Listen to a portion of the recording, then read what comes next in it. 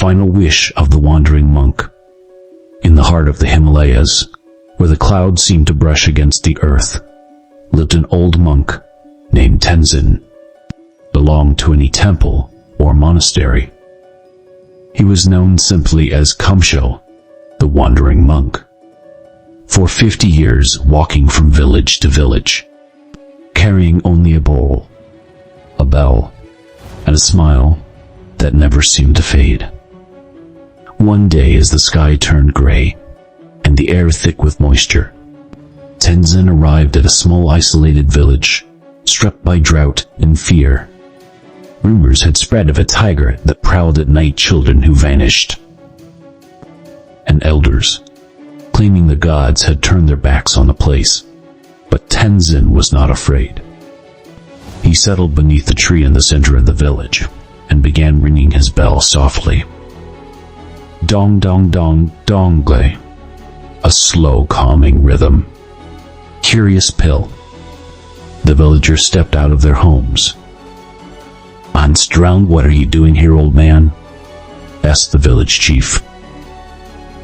"Anstu, this is not a safe place." Tenzin smiled. "It is not the land that is dangerous, but the fear in the hearts of men." The chief frowned. "Ondaus. Then tell us, what do you offer?" "Odd nothing," Tenzin replied. "Bestowee, I'm here to listen, not to speak." The chief, troubled, returned to his home, but slowly. The villagers began to sit near the monk. They shared their pain, their losses, their anger, and Tenzin listened, always in silence, sometimes closing his eyes, sometimes nodding gently. That night,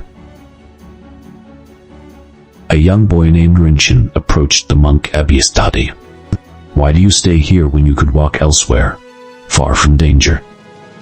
"Because danger is everywhere when the heart is at war. But here so.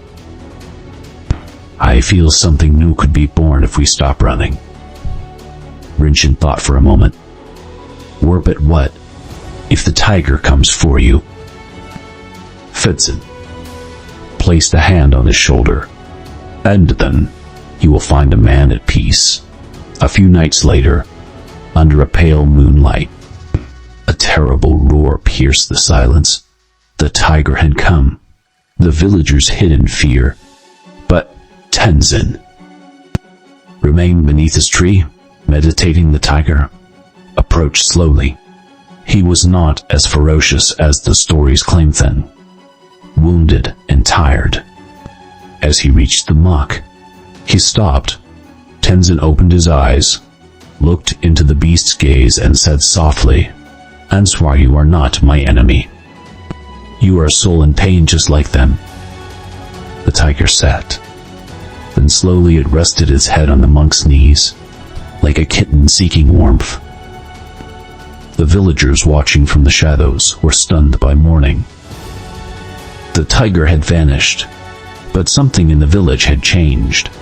Prayer turned to curiosity, anger into will. The well began to flow again. Children laughed once more. Rinchen asked the monk, "Aunt's master, what did you do to the tiger?" "Anjar, nothing," he replied.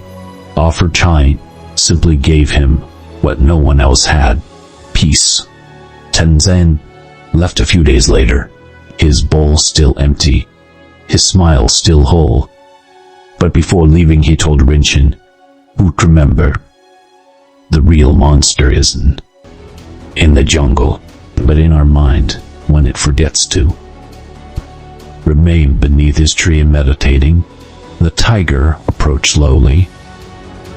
He was not as ferocious as the stories claimed. Wounded and tired. As he reached the monk, he stopped. Tenzin opened his eyes, looked into the beast's gaze, and said softly, "Anstur, you are not my enemy. You are a soul in pain just like them." The tiger sat. Then slowly it rested its head on the monk's knees, like a kitten seeking warmth. The villagers watching from the shadows were stunned. By morning, the tiger had vanished, but something in the village had changed. For a turn to curiosity, anger into will, the well began to flow again. Children laughed once more. "Rinchen," asked the monk, "Ansbuster, what did you do to the tiger?" "Mine does nothing," he replied. Ampartin simply gave him what no one else had. Peace Tenzin left a few days later, his bowl still empty, his smile still whole. But before leaving, he told Rinchen, "Remember, the real monster isn't in the jungle, but in our mind what it forgets to." So see with compassion. The Buddha is within each of us. When we stop feeding fear and start feeding peace, too often, we project our anxieties onto the outside world. We believe danger comes from others, from distant shadows. But Buddhism teaches us that the real battle lies within, that the most dangerous enemy is our own mind when stirred by ignorance, anger, or greed. Tenzin didn't fight. He didn't flee. He simply was present, calm and peace, and that peace was so strong. It had transformed even a wild beast. Because a tranquil heart can calm storms that strength alone will never tame. Thank you for following this peaceful, yet powerful journey with Tenzin, the wandering monk. May you too find the strength to face life's tigers with compassion and walk your path with inner peace. If the story touched your heart or made you think, don't keep it to yourself. Subscribe to Go For It for more stories that awaken the soul and inspire your journey. Let's keep walking together.